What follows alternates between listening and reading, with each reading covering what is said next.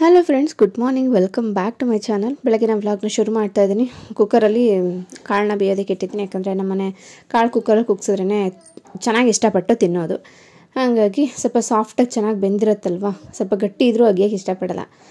ಹಾಗಾಗಿ ಕುಕ್ಕರಲ್ಲಿ ಒಂದು ಕೂಗಿಸ್ಬಿಟ್ಟಿದ್ದೀನಿ. ನನ್ನ ಕಡೆ ನಾನು ಪುದೀನ ವಾಟರ್ನ ರೆಡಿ ಮಾಡ್ಕೊಂಡಿದ್ದೀನಿ. ಒಂದು 6-7 ಎಲೆ ಪುದೀನ ಹಾಕ್ಬಿಟ್ಟು ಅದನ್ನು ಕುದಿಸಿದ್ದೀನಿ ಚೆನ್ನಾಗಿ. ಹಾಲು ಕೂಡ ಕಾಯ್ದಿದೆ.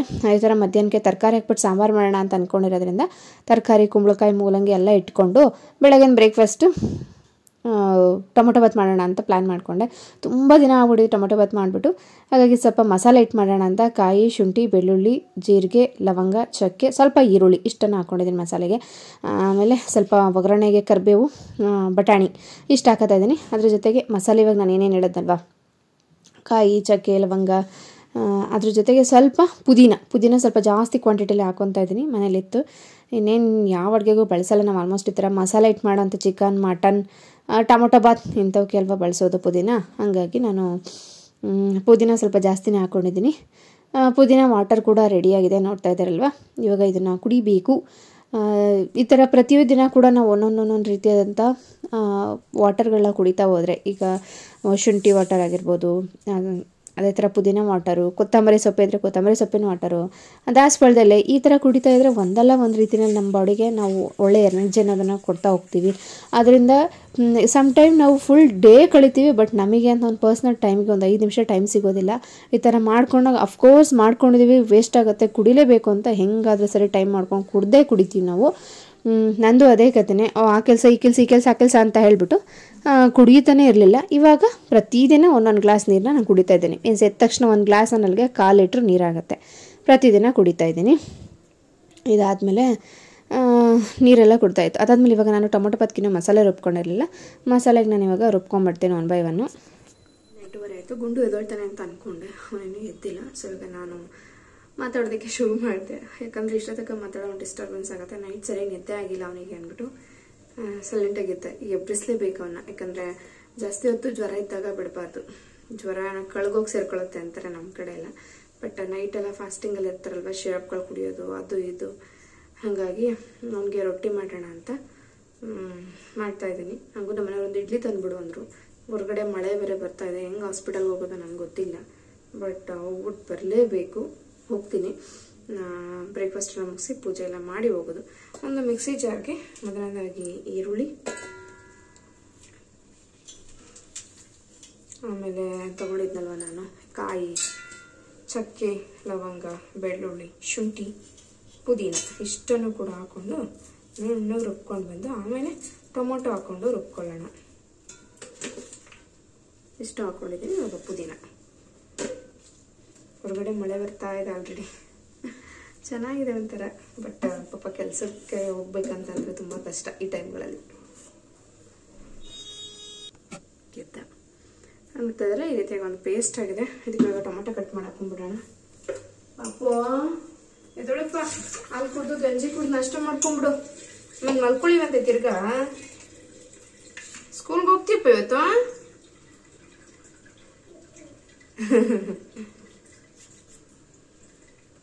ರೆಡಿ ಆಗಿದೆ, ನೋಡ್ತಾ ಇದ್ರಲ್ಲ. ಇವಾಗ ಒಗ್ಗರಣೆ ಕೊಟ್ಬಿಡೋಣ.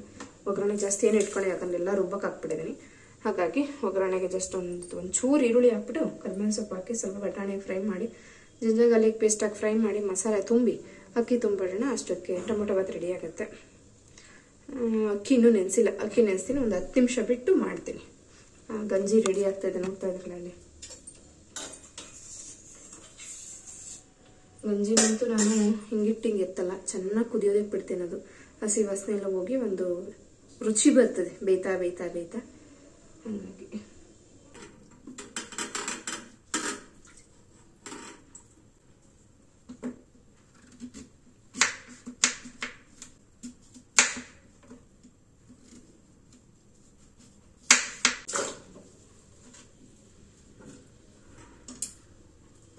ಇವಾಗ ಟೊಮೊಟೊ ಬಾತ್ಗೆಲ್ಲ ರೆಡಿ ಮಾಡ್ಕೊಂಡಲ್ವ, ಒಗ್ಗರಣೆಗೆ ಹಾಕೋಣ ಅಂತ ಇವಾಗ ರೆಡಿ ಮಾಡ್ಕೊತಾ ಇದ್ದೀನಿ. ಮೊಬೈಲ್ ಏನು ಮಾಡ್ತಾಯಿದ್ದೆ, ಶೂಟ್ ಮಾಡೋಕ್ಕೆ ಅಂತ ಹೇಳ್ಬಿಟ್ಟು ಒಂದು ಕಡೆ ಇಟ್ಬಿಟ್ಟು ಅದನ್ನು ವೀಡಿಯೋ ಆಗೋದಕ್ಕೆ ಇಟ್ಟಿದ್ದೀನಿ. ಅದು ಹೆಂಗೆ ಅಂತಂದರೆ, ಯಾವತ್ತೂ ಬೀಳ್ದಿರೋ ಮೊಬೈಲು ಮೇಲಿಂದ ದಬ್ಬ ಅಂತ ಬಿದ್ದೋಯ್ತು. ತೋರಿಸ್ತೀನಿ ವಿಡಿಯೋ, ಇಲ್ಲಿ ಕ್ಯಾಪ್ಚರ್ ಆಗಿದೆ ಅದು ಬಿದ್ದಿರೋದು. ಇವಾಗ ಒಗ್ಗರಣೆಗೆ ನಾನು ಈರುಳ್ಳಿ ಕರಿಬೇವು ಇದನ್ನು ಹಾಕ್ಕೊಂಡು ಫ್ರೈ ಮಾಡ್ಕೊತಾ ಇದ್ದೀನಿ. ಅದಾದಮೇಲೆ ಇವಾಗ ಬಟಾಣಿ ಹಾಕ್ಕೊಂಡೆ ಅಷ್ಟೇ. ಇವಾಗ ಇದಕ್ಕೆ ನಾನು ಈರುಳ್ಳಿ ಕರಿಬೇವು ಬಟಾಣಿ ಮೂರನ್ನು ಹಾಕ್ಕೊಂಡಿದ್ದೀನಿ ಅಷ್ಟೇ. ಇವಾಗ ಜಿಂಜರ್ ಗಾರ್ಲಿಕ್ ಪೇಸ್ಟ್ ಹಾಕ್ಕೊಂಡು ಫ್ರೈ ಮಾಡಿಬಿಡೋಣ. ಸೊ 1 ಟೇಬಲ್ ಸ್ಪೂನ್ ಅಷ್ಟು ಜಿಂಜರ್ ಗಾರ್ಲಿಕ್ ಪೇಸ್ಟ್, ಯಾಕಂದರೆ ನನಗೆ 2 ಟೈಮ್ ಆಗೋಷ್ಟು ಮಾಡ್ಕೊತಾ ಇರೋದ್ರಿಂದ ಕಡಿಮೆ ಕ್ವಾಂಟಿಟಿನಲ್ಲೇ ಮಾಡ್ಕೊತಾ ಇದ್ದೀನಿ ನಾನು.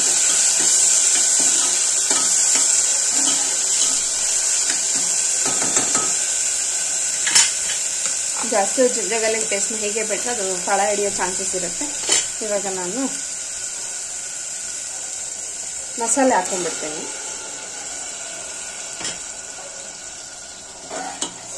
ಇದಕ್ಕೆ ಸ್ವಲ್ಪ ಅರಿಶಿಣ ಪುಡಿ, ಉಪ್ಪು ಎಲ್ಲ ಹಾಕಿ ಫ್ರೈ ಮಾಡೋಣ. ಒಳ್ಳೆ ಗಮ್ ಅಂತ ಐತೆ ಮಾತ್ರ ಮಸಾಲೆ. ಇನ್ನೊಂದು ಕಡೆ ನೋಡ್ತಾ ಇದ್ರೆ ಎಲ್ಲ ಥರ ತರಕಾರಿಗಳನ್ನೂ ಹಾಕಿದ್ದೀನಿ. ಸ್ವಲ್ಪ ಬಟಾಣಿ ಕೂಡ ಹಾಕ್ತೆ.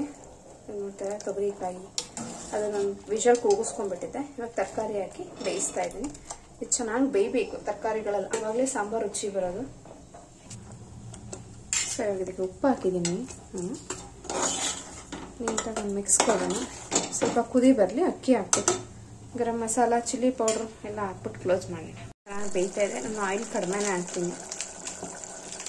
ಸ್ವಲ್ಪ ಆಯಿಲ್ ಜಾಸ್ತಿ ಹಾಕಿದ್ರೆ ಸುತ್ತ ಎಲ್ಲ ಬಿಟ್ಕೊಳುತ್ತೆ, ಬಟ್ ಆಯಿಲ್ ಜಾಸ್ತಿ ಅವಶ್ಯಕತೆ ಇಲ್ಲ ನನಗೆ, ಹಂಗಾಗಿ ಕಡಿಮೆ ಹಾಕ್ತೀನಿ. ಹಾಗೆ ಸ್ವಲ್ಪ ಚಿಲ್ಲಿ ಪೌಡ್ರ್ ಹಾಕ್ಕೊಂಡಿದ್ದೀನಿ, ಅಂದರೆ ಒಂದು ಅರ್ಧ ಟೇಬಲ್ ಸ್ಪೂನ್ ಅಷ್ಟು.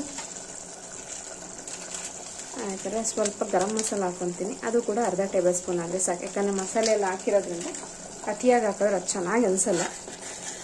ಹಾಗಾಗಿ ಏನಾಗ್ಬೋದೈತೆ, ಅಪ್ ಡೌನ್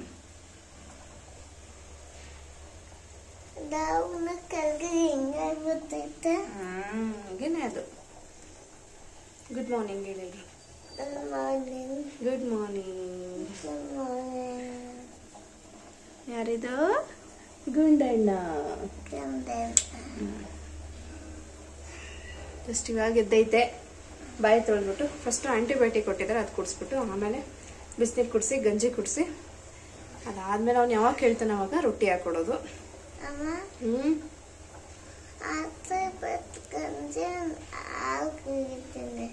ಸರಿ ಆಯ್ತು.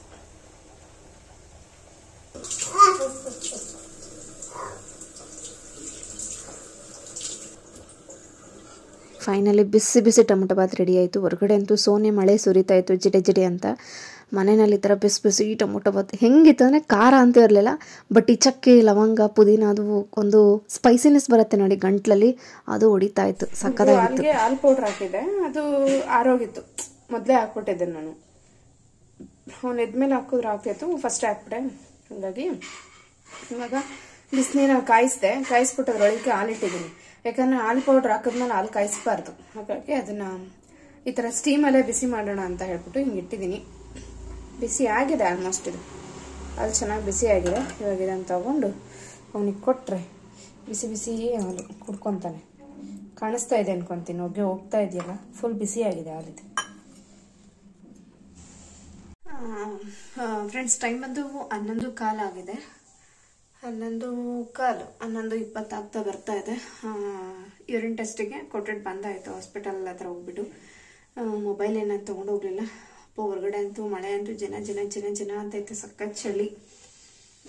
ಜಸ್ಟ್ ಇವಾಗ ತಾನೇ ಕೊಟ್ಟಿಟ್ಟು ಬಂದೆ. ಅವ್ರು ತೊಗೊಂಡಿದ್ದಾರೆ. ಏನೇನೋ ಟೆಸ್ಟ್ಗಳು ಹೇಳ್ತಾ ಇದ್ರು, ಇದ್ರಲ್ಲಿ ಆ ಟೆಸ್ಟ್ ಮಾಡಬೇಕು ಈ ಟೆಸ್ಟ್ ಮಾಡಬೇಕು ಅಂತ. ಏನೋ ಮಾಡಿ ಒಟ್ಟಿನಲ್ಲಿ ಏನೂ ತೊಂದರೆ ಇಲ್ಲ ಅಂತ ರಿಸಲ್ಟ್ ಬಂದರೆ ಸಾಕು ಅಂತ ಅಂದ್ಕೊಂಡು ಮನ್ಸಲ್ಲಿ ಬಂದೆ. ಆ್ಯಂಡ್ ಅವ್ನಿಗೆ ಇವಾಗ ರೊಟ್ಟಿ ಹಾಕ್ಕೊಡ್ಬೇಕು. ಇನ್ನೂ ಅವ್ನಿಗೆ ನಾಷ್ಟ ಆಗಿಲ್ಲ. 11:15, 11:15 ಐತೆ. ಯಾಕಂದರೆ ಕಂಟಿನ್ಯೂಸ್ 4-5 ಥರ ಸಿರಪ್ಗಳಿದ್ದಾವೆ ನಾವು. ಆ್ಯಂಡ್ ಅದಾದಮೇಲೆ ಅವನಿಗೆ ORS ಕೊಟ್ಟಿರ್ತಾರೆ, ಅದನ್ನು ಕುಡಿಸ್ಬೇಕು. ಹಾಲು, ಗಂಜಿ, ಬಿಸಿನೀರು ಅಂತ ಹೇಳಿ ನಾನು ಯಾವ್ದು ಕುಡಿಸ್ಲಿ ಯಾವ್ದು ಬಿಡ್ಲಿ ಅನ್ನಂಗೆ ಆಗಿರುತ್ತೆ. ಪಾಪ ಅದು ಯಾವ್ದು ಕುಡಲಿ ಯಾವ್ದು ಬಿಡ್ಲಿ ಅನ್ನಂಗೆ ಆಗಿರುತ್ತೆ. ಹಾಗಾಗಿ ಎಲ್ಲ ಆಯಿತು. ಅದಕ್ಕೆ ಇವಾಗ ರೊಟ್ಟಿ ಆಯ್ತು ಹತ್ತಿಸ್ತೀನಿ. ಪಾಪ ಅವ್ನು ಕಂಟಿನ್ಯೂಸ್ ಗುಡ್ ಮಾರ್ನಿಂಗ್. ಊಟ ಇನ್ನೂ ಇಲ್ವಂತ, ಅದು 11:15 ಅಲ್ವಾ, ಇನ್ನೂ ಆಗಿಲ್ವಂತೆ. ನಿಮ್ದು ಆಯ್ತಾ?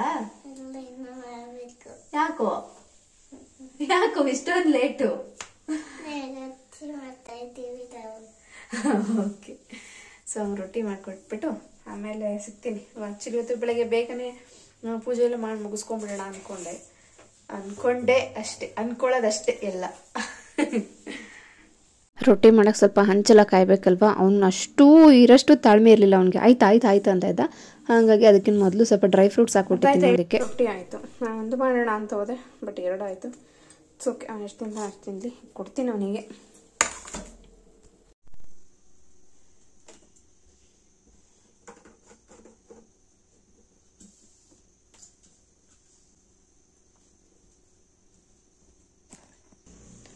ಸೊ ಫ್ರೆಂಡ್ಸ್, ಟೈಮ್ ಬಂದು 5:30 ಆಗಿದೆ. ಗುಂಡು ಅಲ್ಲಿ ಮಲಗಿದ್ದಾನೆ. ಅವ್ನಿಗೆ ಆದಷ್ಟು ಮೈ ಒರೆಸಿ ಮಲಗಿಸ್ತೀನಿ. ಗುಂಡಿ ಜಸ್ಟ್ ಇವಾಗ ವಾಶ್ ಮಾಡಿದ್ದೆ. ಅದೊಂದು ಕಾಲು ಭಾಗ ನೀರು ಹಿಡಿದಿಡೋಣ ಅದರೊಳಗಡೆ. ಇವಾಗ ಪೂಜೆ ಮಾಡ್ತೀನಿ. ಖಾಲಿ ಗುಂಡಿ ಇಟ್ಟು ಮನೆ ಪೂಜೆ ಮಾಡೋದು ಸರಿ ಇರಲ್ಲ ಅಂತ ಅದಕ್ಕೆ ಸ್ವಲ್ಪ ನೀರು ಹಾಕಿದ್ದೀನಿ. ಇವಾಗ ಪೂಜೆ ಮಾಡೋಣ.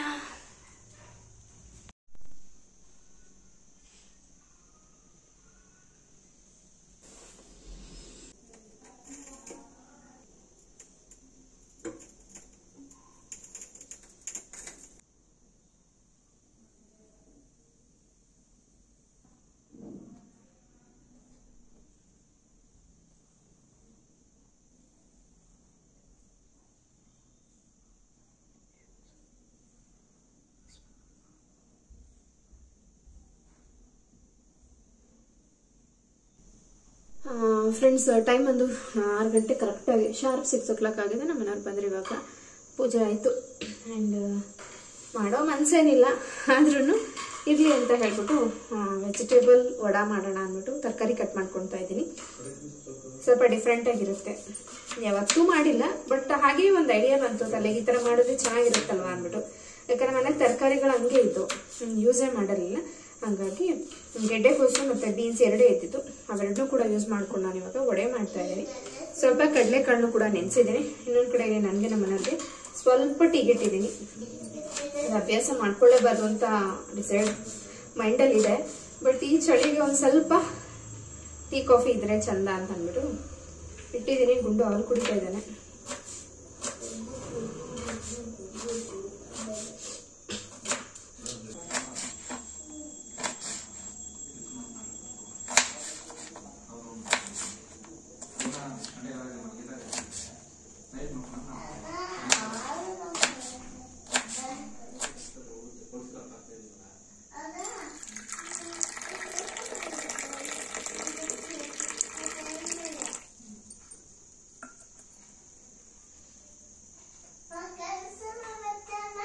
ಸೈಕ್ಲೋನ್ ಹಿಡಿದಿತ್ತಲ್ಲ, ಅವಾಗಿನ ವ್ಲಾಗ್ಗಳಿವೆಲ್ಲ. ನಾನು ಯೂರಿನ್ ಬೇರೆ ಕೊಟ್ಟಿದ್ವಲ್ವ, ಅದರ ರಿಪೋರ್ಟ್ ಕೇಳ್ಕೊಂಬರೋಣ ಏನು ಬಂದಿದೆ ಏನು ಅಂತ ಹೋಗಿದ್ವಿ. ಅವ್ರು ಹೇಳಿದ್ರು ಇವತ್ತೆಲ್ಲ ಬರೋದು, ಇನ್ನೂ 3 days ಬಿಟ್ಟು ಬರ್ಬೇಕು ನೀವು ಅಂತಂದರು. ಆಯಿತು ಪರವಾಗಿಲ್ಲ, ಇವತ್ತೊಂದು ರಿಪೋರ್ಟ್ ಬಂದಿದೆ, ಅದು ನೋಡ್ಕೊಂಡು ಹೋಗ್ಬಿಡಿ, ಹಾಗೆ ಡಾಕ್ಟ್ರನ್ನ ಒಂದು ಸರಿ ಕನ್ಸಲ್ಟ್ ಮಾಡಿಬಿಟ್ಟು ಯಾವುದಕ್ಕೂ ಅಂತಂದರು. ಸರಿ ಅಂತ ಹೇಳ್ಬಿಟ್ಟು ನಾವು ಹೋದ್ವಿ. ನಾನೆಲ್ಲೋ ನನ್ನ ಮಗನಂತ ಒಂದು 4-5 ಇರ್ತವೆ ಅಂತ ಅಂದ್ಕೊಂಡು ಒಳಗೆ ಹೋದ್ರಿ. ಅಪ್ಪ ಕ್ಯೂನಲ್ಲಿ ನಿಂತಿದ್ರು ಜನ. ಈ ಸೈಡ್ ನಿಂತ್ಕೊಳ್ಳೋಕೆ ಬಿಡಲ್ಲ ಯಾರನ್ನೂ, ಕೂತ್ಕೊಳ್ಳೋದಿಕ್ಕೆ ಬಿಡ್ತಾರೆ. ಕ್ಯೂನಲ್ಲಿ ನಿಂತಿದ್ರು ಜನ, ಅಷ್ಟು ಜನ ಇದ್ದರು. ತೋರಿಸ್ಕೊಂಡು ಬಂದು ಕೊನೆಗೆ ಮನೆಗೆ ಕೊಂಡಿದ್ದೀನಿ. ಸ್ವಲ್ಪ ಹಸಿ ಬಟಾಣಿ ತೊಗೊಂಡಿದ್ದೀನಿ, ಸ್ವಲ್ಪ ಬೆಳ್ಳುಳ್ಳಿ, ಚಕ್ಕೆ ಮತ್ತು ಜೀರಿಗೆ ಇಷ್ಟನ್ನು ತೊಗೊಂಡಿದ್ದೀನಿ. ಈರುಳ್ಳಿ ಕಟ್ ಮಾಡಿ ಇಟ್ಕೊಂಡಿದ್ದೀನಿ ಸ್ಲೈಸಾಗಿ. ಇದರಿಂದ ಗೆಡ್ಡೆಕೋಸು ಮತ್ತು ಬೀನ್ಸ್, ಹಾಗೆ ಒಂದು 2 ಕಡ್ಡಿ ಕರಿಬೇವಿನ ಸೊಪ್ಪು. ನಾನು ಇದಕ್ಕೆ ಮೆಣಸಿನ್ಕಾಯಿ ಹಾಕ್ತಾಯಿಲ್ಲ, ಚಿಲ್ಲಿ ಪೌಡರ್ ಅಥವಾ ಒಣಮೆಣಸಿನ್ಕಾಯಿನ ಹಾಕ್ಬಿಟ್ಟು ಮಿಕ್ಸ್ ಮಾಡ್ತೀನಿ ಅಷ್ಟೇ, ರುಬ್ಬೋದಕ್ಕೆಲ್ಲ ಏನು ಹೋಗಲ್ಲ. ಅದನ್ನೇ ಹೇಳ್ತಾ ಇದ್ದ ನೀನು. ಓಕೆ, ಗುಂಡು ಜಸ್ಟ್ ಇವಾಗ ಹಾಸ್ಪಿಟಲ್ ಹೊಟ್ಟು ಬಂದ್ವಿ. ಅವನಿಗೆ ORS ಕೊಡೋದಕ್ಕೆ ಹೇಳಿದ್ದಾರೆ. ನೆನ್ನೆ ಎಲ್ಲ ಆರೆಂಜ್ ORS ಕೊಟ್ಟಿದ್ರು. ಇವತ್ತು ಯಾವ್ದು ಕೊಟ್ಟಿದ್ದಾರಪ್ಪ? ಆ್ಯಪಲ್ ಕೊಟ್ಟಿದ್ದಾರಂತೆ. ಅವ್ನಿಗೆ ತುಂಬ ಇಷ್ಟ ಆಯ್ತಂತೆ, ಕುಡಿತಾ ಇದ್ದಾನೆ ಅವನು. ಆ್ಯಂಡ್ ಏನು ರಿಪೋರ್ಟ್ ಏನು ಬಂತಂದರೆ ಏನೂ ಬಂದಿಲ್ಲ, ನಾರ್ಮಲ್ ಇದೆಯಮ್ಮ, ಏನೂ ತೊಂದರೆ ಇಲ್ಲ ಅಂತಂದ್ರು. ಖುಷಿ ಆಯಿತು. ಏನಾಟ ಬಟಾಣಿಲ್ ನೀನು? ಈಗ 1 by 1 ಮಿಕ್ಸಿಗೆ ಹಾಕ್ಕೊಂಡು ರುಬ್ಕೊಳ್ಳೋಣ. ಸ್ವಲ್ಪ ಬೆಳ್ಳುಳ್ಳಿನ ಜಚ್ಕೊಂಡು ಹಾಕೊತೀನಿ, ಯಾಕಂದರೆ ಸಮ್ಟೈಮ್ ಅದು ಇದೇ ಆಗಿರಲ್ಲ, ಏನು ಬ್ಲೆಂಡೇ ಆಗಿರೋದಿಲ್ಲ, ಹಂಗಂಗೆ ಇರುತ್ತೆ, ತಿನ್ನೋದಕ್ಕಾಗಲ್ಲ. ಅಣ್ಣಾರ ಮನೆ ಹತ್ರನಾ?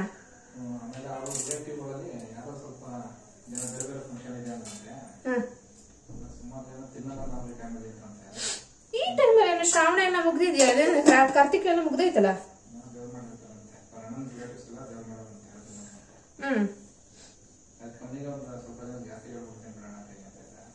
ನಾನ್ ವೆಜ್ ಅಂದ್ರೆ ಬೆಳೆದು ಬೈಕ್ ಹಾಕಿದ್ರೆ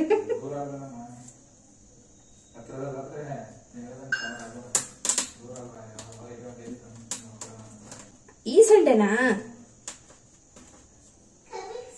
ಮೊದಲನೇದಾಗಿ ನಾನು ಕರಿಬೇವು ಸೊಪ್ಪು ಹಾಕೊಂಡಿದ್ದೀನಿ. ಇವಾಗ ಅದಕ್ಕೇನೆ ಬೆಳ್ಳುಳ್ಳಿ, ಚಕ್ಕೆ ಮತ್ತೆ ಜೀರಿಗೆ ಮೂರನ್ನು ಕೂಡ ಹಾಕೊಂಡು ಗ್ರೈಂಡ್ ಮಾಡ್ಕೊತೀನಿ. ತರಕಾರಿ ಕೂಡ ಹೇಗೆ ಬರುತ್ತೆ ನನಗೆ ಗೊತ್ತಿಲ್ಲ, ಒಂದು ಇಮ್ಯಾಜಿನೇಷನ್ ಅಂತೂ ಇದೆ ಮೈಂಡಲ್ಲಿ, ಚೆನ್ನಾಗಿ ಬರುತ್ತೆ ಅನ್ನೋದು. ಕಡಲೆ ಬೇಳೆ ಮಿಕ್ಸಿ ಜಾರ್ಗೆ, ಇನ್ನೂ ರುಬ್ಬಿಲ್ಲ ನಾನು, ಇದೇ ಮಿಕ್ಸಿ ಜಾರ್ಗೆ ತರಕಾರಿಗಳನ್ನು ಕೂಡ ಹಾಕೊಳ್ತೀನಿ ನಾನು. ಸ್ವಲ್ಪ ಲೈಟಾಗಿ ಗ್ರೈಂಡ್ ಮಾಡೋಣ ಅಂತ.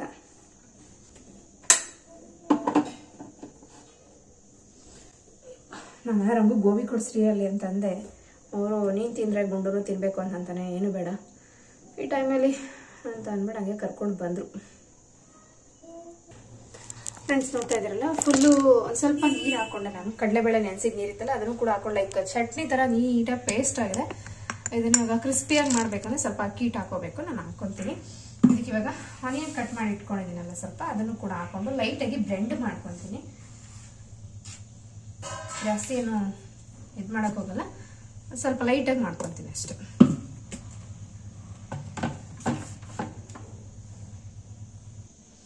ಇವಾಗ ಫುಲ್ ನೀಟಾಗಿ ಈ ಥರ ಪೇಸ್ಟ್ ಆಗಿದೆ. ಸೊ ಇದನ್ನ ಹೆಂಗೆ ವಡೆ ಮಾಡ್ತೀರಾ, ಫುಲ್ ಚಟ್ನಿ ಥರ ಆಗಿಬಿಟ್ಟಿದೆ ಅಂತ ಅನ್ಕೋಬೇಡಿ, ಗಟ್ಟಿಗೆ ಇದೆ. ನಾನು ಇದಕ್ಕೆ ಸ್ವಲ್ಪ ಕಡಲೆ ಹಿಟ್ಟು ಮತ್ತು ಅಕ್ಕಿ ಹಿಟ್ಟು ಎರಡನ್ನೂ ಕೂಡ ಹಾಕೊತೀನಿ. ಇದು ಹಿಂಗೆ ತಟ್ಟೆ ಹಾಕಿದ್ರು ಕೂಡ ಚೆನ್ನಾಗಿ ಬರುತ್ತೆ ನೋಡಿ, ಚೆನ್ನಾಗಿ ಬರುತ್ತೆ. ಇಲ್ಲಿ ಇದನ್ನೆಲ್ಲ ನೀಟಾಗಿ ರುಬ್ಬಿಟ್ಕೊಂಡಿದ್ದೀನಿ. ನೋಡ್ತಾ ಇದ್ದೀರಲ್ಲ, ಈ ರೀತಿಯಾಗಿ ಆಗಿದೆ. ಅಕ್ಕಿ ಹಿಟ್ಟು ಆಲ್ಮೋಸ್ಟ್ ಮನೇಲಿ ಖಾಲಿ ಆಗಿಬಿಟ್ಟಿದೆ. ಇದು ಮಿಕ್ಸಿ ಹಾಕಿಸ್ಬೇಕು. ಒಂದು 2 ಟೇಬಲ್ ಸ್ಪೂನ್ ಅಷ್ಟು ಅಕ್ಕಿ ಹಿಟ್ಟು ಹಾಕೊತೀನಿ, ಯಾಕಂದ್ರೆ ಇರೋದೇ ಅಷ್ಟು ಇಲ್ಲಿ. ಹಾಗೆ ಒಂದು 2 ಟೇಬಲ್ ಸ್ಪೂನ್ ಅಷ್ಟು ಕಡಲೆ ಹಿಟ್ಟು. ಈ ರೀತಿಯಾಗಿದೆ ಫ್ರೆಂಡ್ಸ್, ಇದು ಲೈಕ್ ಈ ರೀತಿಯಾಗಿದೆ.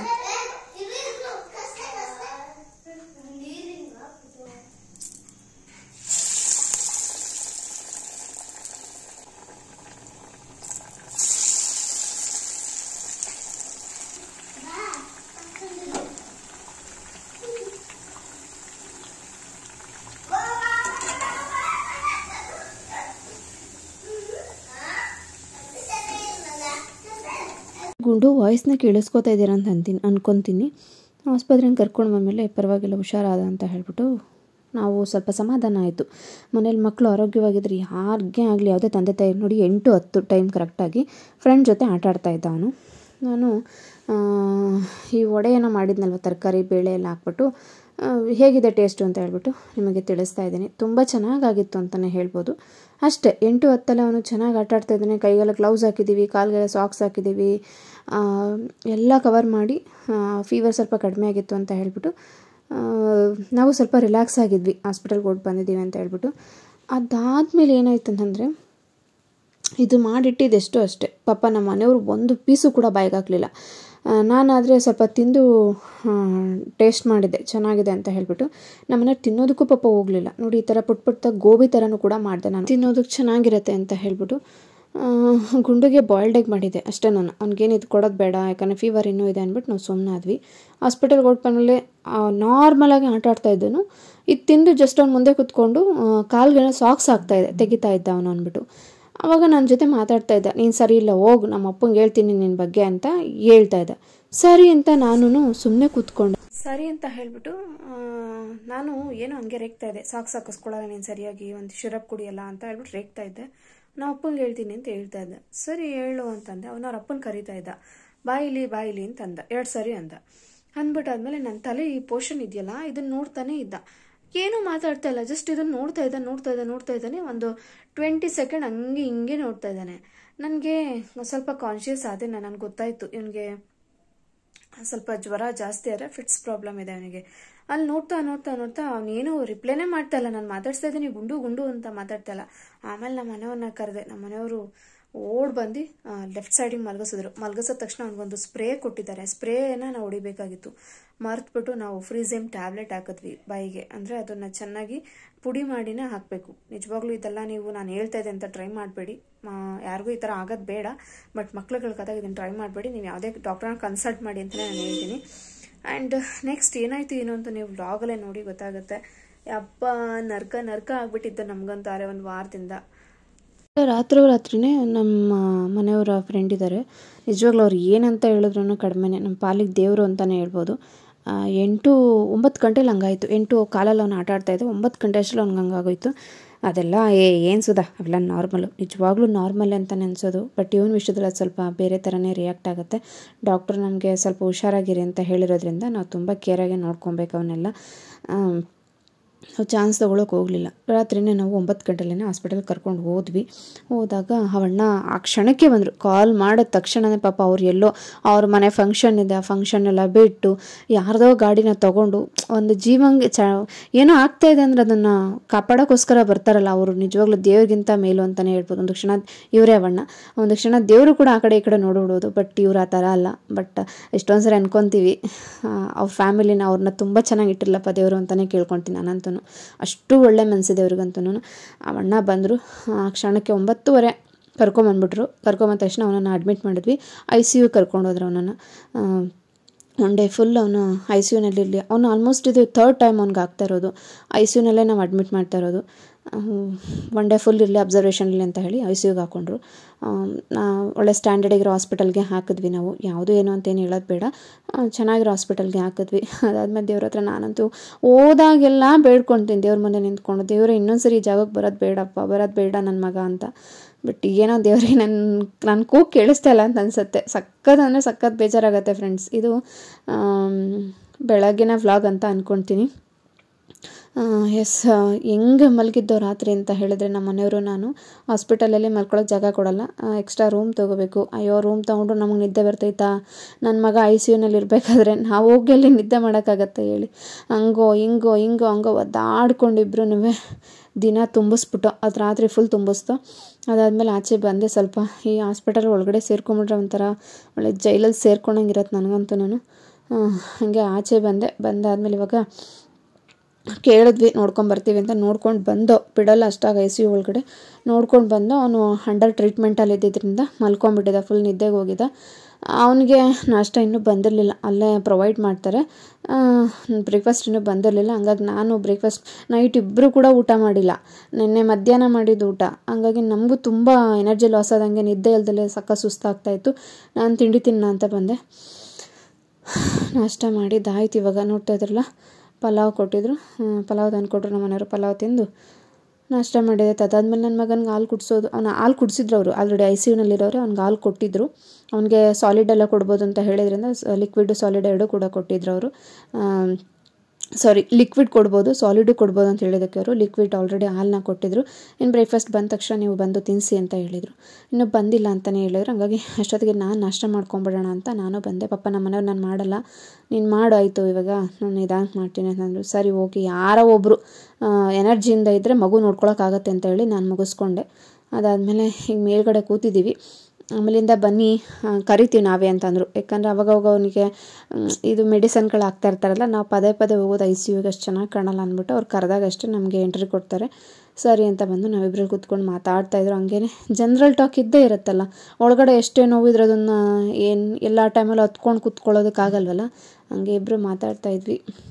ನಮ್ಮನೆಯವ್ರು ಕೇಳ್ತಾಯಿದ್ರು, ಆಗಲೇ 6 ಗಂಟೆಲಿ ಒಳಗಡೆ ICU ಒಳಗಡೆ ಹೋಗಿದ್ರಲ್ಲ, ಏನು ಹೇಳಿದ್ರು ಏನು ಎತ್ತ ಅಂದ್ಬಿಟ್ಟು. ಹಿಂಗೆ ಹೇಳಿದ್ರೆ ರೀ ಅಂತಂದೆ. ಸೊ ನೆಕ್ಸ್ಟ್ ಏನಾಯಿತು, ಏನು ಎತ್ತ ಕತೆ ಅನ್ನೋದೆಲ್ಲ ನಾನು ನಿಮಗೆ ನಿಜವಾಗ್ಲೂ ತೋರಿಸ್ತೀನಿ. 1 ಹೋಗಿ 2 ಆಗೋಯ್ತು ಅಂತಾರಲ್ಲ, ಹಂಗಾಗಿದೆ ನನ್ನ ಕತೆ. ಇವಾಗ ಹೇಳ್ತೀನಿ ಯಾಕೆ ಏನಾಯಿತು ಅಂತ ಹೇಳ್ಬಿಟ್ಟು. ಇವತ್ತಿನ ವ್ಲಾಗ್ ನಾನು ಇಲ್ಲಿಗೆ ಎಂಡ್ ಮಾಡ್ತಾಯಿದ್ದೀನಿ ಸ್ನೇಹಿತರೆ. ಎಲ್ಲ ನೋಡೋಕ್ಕಾಗಲ್ಲ ಕಣ್ಣಿಂದ ಒಬ್ಬ ತಾಯಿಯವ್ರಿಗೆ. ಏನೋ 1 ಸರಿ ಚಂದ 2 ಸರಿ ಚಂದ, ಪದೇ ಇದೆ ಅಂತಂದರೆ ಯಾವ ತಾಯಿಗೆ ಆಗಲಿ ತಡ್ಕೊಳ್ಳೋ ಕೆಪಾಸಿಟಿ ಇರಲ್ಲ. ಬಟ್ ಏನೋ ಒಂದು ಬಂಡದೇ ಇದ್ದಲ್ಲಿ ನಾವು ನುಗ್ತಾ ಇದ್ದೀವಿ. ಏನಾಗತ್ತಾಗಲಿ, ದೇವ್ರು ಎಲ್ಲಿ ತನಕ ಕೊಡಬೇಕು ಅಂತ ಅಂದ್ಕೊಂಡಿದ್ದಾನೆ ನಮಗೆ. ಎಷ್ಟು ನೋವನ್ನ ನನ್ನ ಮಗನಿಗೆ ಎಲ್ಲಿ ತನಕ ಕೊಡಬೇಕು ಅಂದ್ಕೊಳ್ಳೋನು ಕೊಡಲಿ, ಅಲ್ಲಿ ತನಕ ನೋಡ್ತೀವಿ ನಾವು ಅಂತಲೇ ಅಂದ್ಕೊಳ್ತೀವಿ. ಇದಕ್ಕೆ ಇನ್ನೇನು ಹೇಳೋಕ್ಕಾಗತ್ತೆ ಹೇಳಿ ನೀವೇ ಸ್ನೇಹಿತರೆ.